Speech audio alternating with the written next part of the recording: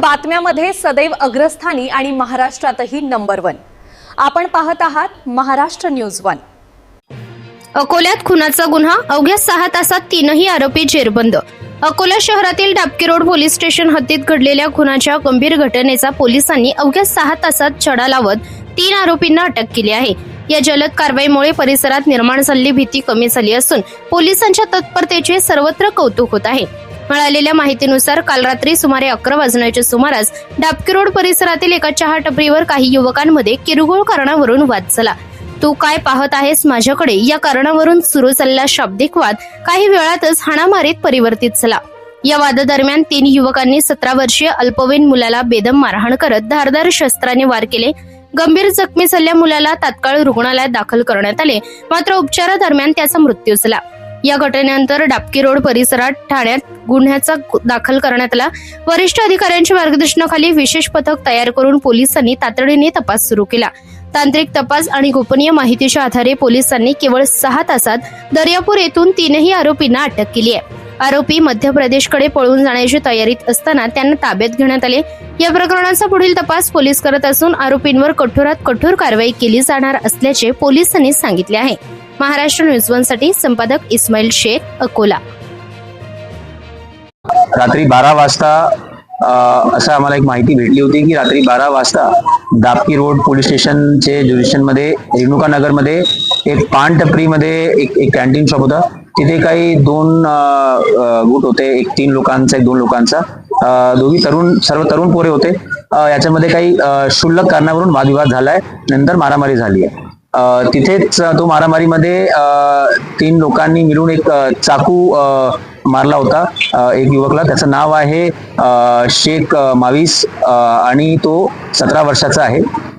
नंतर त्यांना जीएमसी ला जेव्हा शिफ्ट केलं, जीएमसी मध्ये उपचार दरम्यान त्याची दुर्दैवाने मृत्यू झाली। घटनाचा संवेदनशीलता बघून सर्व आमचे वरिष्ठ अधिकारी लगेच पोलीस स्टेशनला पोहोचले होते। आमचे त्यावेळेस मी 8 टीम स्थापन केली होती, एक LCBची टीम, एक SDPOचा पथक आणि 6 वेगळी पोलीस स्टेशनची टीम। तर त्याच्यामध्ये रात्रीच FIR दाखल झालेला होता, मर्डरचा FIR दाखल झालेला होता। जे काही नातेवाईक आहे त्यांच्यासोबत आमची बोलणी पण झाली होती। CCTVच्या फुटेज बघून असा निर्देशनात आला की एकदमच म्हणजे ते 30 सेकंडचा वाद होता क्षुल्लक कारणावरून, आणि एकमेकांना बघून काही तू मुझे क्यों देख रहा है, क्या देख रहा है असं त्यांनी वक्तव्य काय केलं आणि मारामारी केली। ते आरोपी आणि फिर्यादीची कोणतीही जुनी ओळख नाहीये। आणि नंतर हे टीम स्थापन करण्याच्या नंतर आमचा उद्देश होता की लगेच आरोपी सापडले पाहिजे। 7 तास नंतर, हे वादचे 7 तास नंतर खदानचे जे आमची DB पथक आहे त्यांनी उल्लेखनीय कामगिरी केलेली आहे। दर्यापूर मधून हे 3 आरोपींना आम्ही अटक केलेला आहे। आरोपींनी रात्री रिदोराला गेले, नंतर बालापूरला गेले। बालापूरला मध्ये पण आमची नाकाबंदी होती। नंतर अमरावतीला पळून जाण्याचा त्यांनी प्रयत्न केला, टोलवर पण आमची नाकाबंदी होती। सकाळी गोपनीय माहिती आणि तांत्रिक विश्लेषण करून ते मध्य प्रदेशला पळून जाण्याचा प्रयत्न करत होते। तर दर्यापूर मधून आरोपीला अटक केलेला आहे। आरोपीचे नाव आहे अर्जुन ठाकूर, दुसरा